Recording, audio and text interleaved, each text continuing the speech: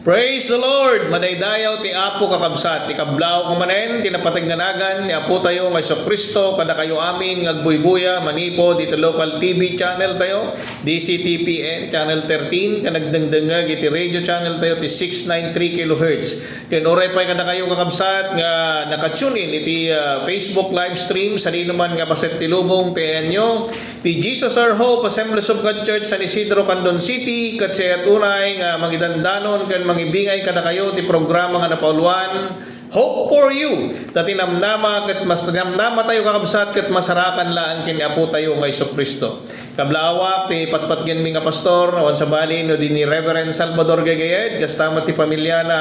ken ti pakabuklan ti kongregasyon iti Jesus Our Hope Assemblies of God Church nga masarakan laan iti likodan iti Dominion Bus Terminal San Isidro, Candon City. Kada kayo nga naisarong ti siyudad ti Candon, awisen kayo nga umay makigimong kaya nagdaydayaw ti Espiritu ken kinapudno ti serbisyo tayo ket mangrugi iti alas 9 ti jay church tayo dito sa San Isidro. Pagyamanak ba ti bigat dagiti master control tayo awan sa bali no dida Engineer Alex Molina kastamat ken ni Sir Joe Marie Habab na imbag nga bigat yo mga sirs. Ken kahit ko nga ibkas iti nalaos unay nga panagyaman nga dagiti naayat nga sponsors tayo iti daytoy nga programa tayo iti nga Hope for You ket ni Apo Dios kumati ang tultuloy nga mangbendisyon kada kayo kakabsat. Ti adal nga ibingay ko kada kayo daytoy ti mauding broadcast kon kakabsat nga ket daytoy nga adal tayo napolwan God's way of crossing into the new year. Ket ti teksto tayo masarakan iti Lamentation chapter 3 verses 22 ingana ti 23 ket kastoy ti panagkunana saan ngagpatingga ti ayat ni Yahweh agnanayon ti panangaasina mapabaro ti tunggal bigat anyakit din nga kinamatalek na. Bendito nga Dios nga gubwayan ti amin nga ayat ken kinaimbag kumamang nga Apo ken ka iti daytoy nga kanito. Ganapnuan iti panagyaman ken panagdayaw agsipod ti kannak ti salunat ken pigsa nga umay mangipanayag dagitoy nga sasaom. O Dios amami nga nasantuan dawatag Apo masukimaton ti puso dalusan nak ket ilinged nak kuma ibabanak iti krus mo ket sikalang iti madaydayaw. Apo Dios idalan nak ti Espiritu Santo pulutan nak kuma o Dios nga mangibingay kadagiti nga sasaom kadagiti amin kuma nga makangeg kadagiti nga sasaom ket agbalin kuma dagiti nga saom nga inspirasyon iti panagtultuloy da nga agbiag nga napnuan iti panagyaman ken panagdayaw ken ka agbalin kuma daytoy nga mangted kadakwada iti namnama kadagiti sumangsango kadagiti agduduma nga problema. O Dios sa mami nga nasantuhan nagmanifestar ka ti biag ti tunggal may sa kada kami. O Dios sa saramat daytoy nalupoy nga adipan mo Apo nga pagayusan kadagiti bendisyon nga agtaod kadagiti saom. I-commit ko amin ken ka ken Kristo Jesus nga po mi. Amen.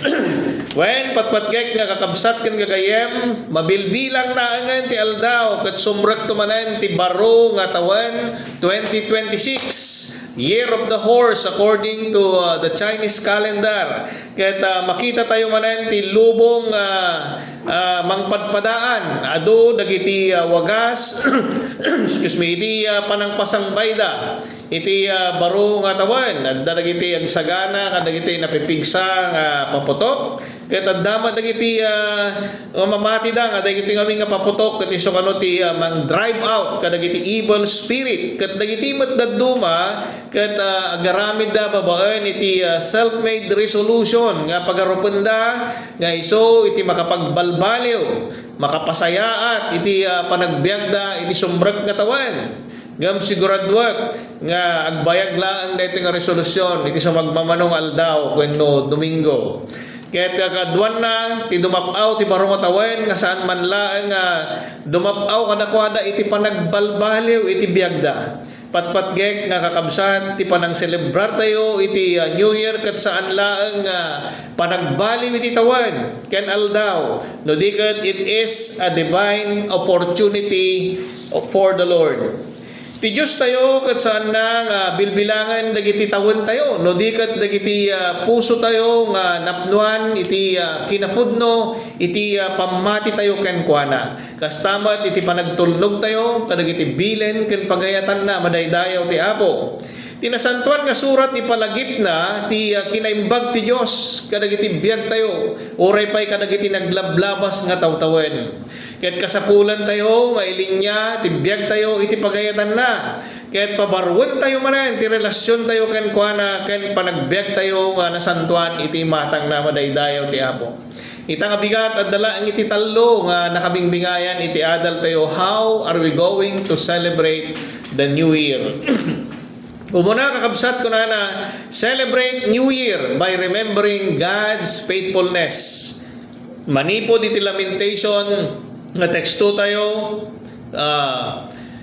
chapter 3 verse 22 hingga iti 23 kunana saan ngagpatingga ti ayat ni Yahweh katagnanayon iti panangaasi na. Tinasantuan nga surat ipaganatgat na unay nga daytoy Dios nga nangisukwan tayo iti biag tayo ket saan na tayo wenno saan tayo nga matukod nga panunutan no kasano ti kinauneg ken nalaos unay nga kinamanagayat na kada tayo. So dayta iti dakkel nga pangidaydayawan tayo ken kuana. Daytoy dayta nga ayat na nga awan nga pulos iti sa nga parswaan nga makabalin nga makaisina kada tayo ti ayat ti Dios nga kukwa tayo gapukin ni Kristo Jesus nga apo tayo nga sagudayan iti Romans chapter 8 verse 39 awan nga pulos iti makaisina kada tayo dayta nga ayat ti Dios kada tayo mabalin nga di gayem mo ket nalaingken ka daytoy nga kanito agsipod adda iti kayat nakin ka wenno adda iti masapol nakin ka ngam intuno saan mo nga mapagbigyan panawan na ka kasta iti tao kan nga mapagtalkan ngam daytoy Dios nga ibagbagak kada kayo nga ikaskasabak kada kayo ket Dios nga mapagtalkan Dios nga ayat kagyaman tayo ta daytoy nga Dios nga pinati tayo ket Dios nga mapagtalkan kadagiti amin nga karkarina madaydayaw ti Apo. Daytoy nga Dios tayo ket saan ngagbalbaliw agnanayon iti panangaasi na patalgedan iti Hebrew chapter 13 verse 8 nga kunana Jesus Christ the same yesterday today and forever. So magyaman tayo ti Dios nga gaputa saan nga gaputan napigsa tayo tata nung nga gaputan na laing tayo kadagiti ballaygi tayo iti biag kadagiti napasangbay nga tawtawan manan iti biag tayo no di ket ituloy tayo kalaguma iti agserbi tultuloy tayo itagdaydayaw ken kuana madaydayaw ti Apo laglagipon tayo ti kinamanagayat ti kinamanagyaman tayo iti Dios ket patauden na iti kinapakumbaba ken mangpabilag iti pamati tayo agtultuloy iti naununeg pay nga panakirelasyon tayo ken kuana uray iti masakbayan madaydayaw ti Apo. Ti may kadua ko na celebrate the new year by repenting and letting go of the past. Patpatgek nga kakabsat ken gagayem ko na ti Isaiah chapter 43 verse 18 to 19. Ngem kinunani ti Apo lipaten nyo dagiti napalabas a pasama diyo panunuten dagiti naaramid idion unana kitain nyo ti baro a banag nga aramide mangrugin nga agparang makita yon itan mga ramidak iti dalan iti letang sadyay ikan kaito kadagiti ubbog ti danom kastamet nga patalgedan na manipod ti baro nga tulag iti Philippians chapter 3 verse 13 ingana ti 14 nga kunana kinapudno na kakabsat jak ibaga nga naragpat kon daytoy aramidak ket diti maysa nga banag lipati kon amin nga palabas ket ipakat ko ti amin nga kabalak nga manggunod iti adda iti masangwanak. Iti kasta si pipigetak ngagtaray ngagturong iti pagtungpala tapno magunod ko ti gunguna ngayaw awis ti Dios kada tayo babaen ken ni Kristo Jesus. Kasta ti kunan ni Apostol Pablo iti kadagiti taga Pilipos. Ti Diyos tayo kat saan nga itden ti maysa nga panawen wenno aldaw nga saan tayo nga narukatan wenno nawaya-wayaan manipod kadagiti kadaanan nga tradisyon kultura ken nagkamkamalyan tayo ti baro nga tawen para kadagiti anak ti Dios ket ibilang tayo nga divine invitation nga panagbabawi kadagiti amin nga nagkurkurangan tayo saan tayo nga bumdeng nga mangipudno kadagiti nagkapuyan tayo dagiti nagbasbasulan tayo dagiti amin nga nagkurkurangan tayo ket ti Dios nga pagserserbyan tayo ket sisasagana nga mangdanos manen kada tayo tapno agtalinaid tayo nga may kari iti pagayatan na madaydayaw ti Apo ti pudpudno nga panang selebrar iti baro nga tawen ket saan nga iso iti panangawit tayo paylaeng kadagiti dati nga basbasol tayo ken biddot tayo iti panagbiag no di ket mga barwanan tayo kumatibiyag nga napnuan iti parabor ken bendisyon iti Dios tayo madaydayaw tinagan na saan tayo nga sayangen iti panawon tayo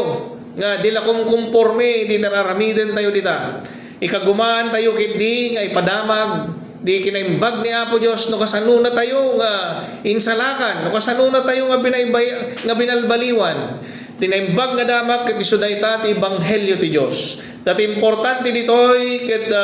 no laket naibaga tayon naibingay tayon dagiti sao ti Dios nga makatulong iti pannakaisalakan iti maysa nga tao makaammonton nga agtignay ti Apo iti panagbiag kadagiti lapayag nga nagdengeg kadagiti sasauna madaydayaw ti Apo ti may katlo ken maudi kunana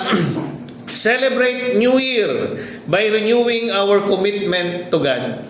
Patpatgek nga kakabsat ken gagayem kunana iti Psalms 90 verse 12 isuro na kami nga mangbilang kadagiti aldaw mi tapno agbalin kami nga masirib. Ditoy kakabsat ti kuna tayo nga biblical New Year ket saan nga babaen kadagiti na duma-duma nga self-change scheme resolution nga ikarida iti biagda nga agaramid da iti kastoy wenno saan danton nga agaramid iti kasjay kasta iti nainlubungan nga wagas iti panagbalbaliw nga saan nga mataginayon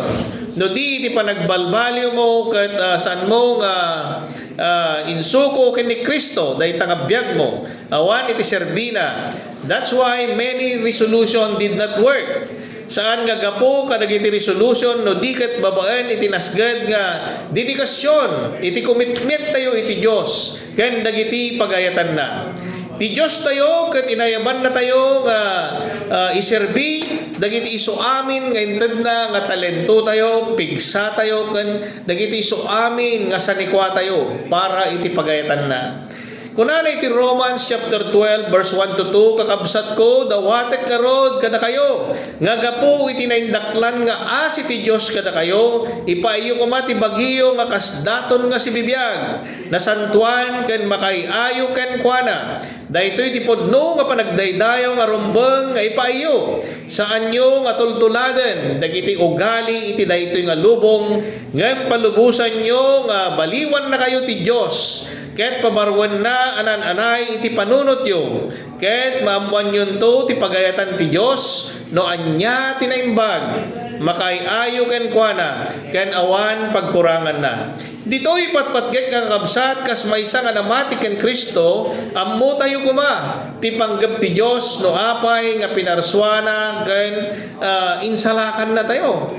pinarswa ti Dios ti tao basically tapno da itag worship ken kuana mangidaydayaw ken agserbi ken kuana wen ket tinasantuan nga surat ket saritaan na pay nga ti pudpudno nga panagdaydayaw iti Dios ket iti panagdaydayaw iti espiritu ken kinapudno isut gapuna nga inton nagdayaw tayo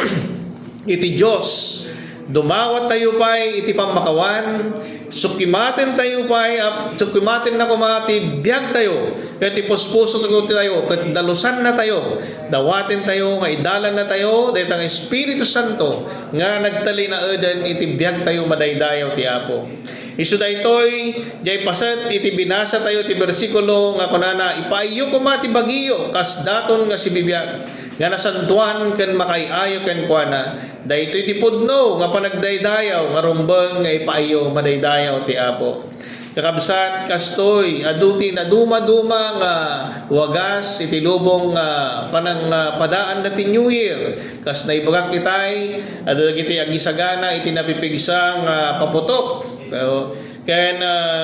agaramid kadagiti resolution da attending parties kamang paragsak iti bukod nga pagbagi kabsat kakastoy dagiti ugali ti lubong ket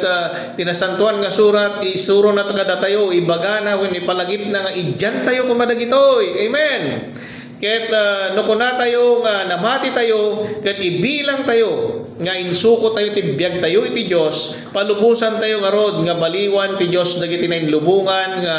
panpanunot tayo ket bayan tayo nga pabarwen na dagiti panunot tayo kadagiti na Diosan nga banbanag madaydayaw ti Apo. Kasa konklusyon ko iti daytoy nga adal tayo ita nga bigat kakabsat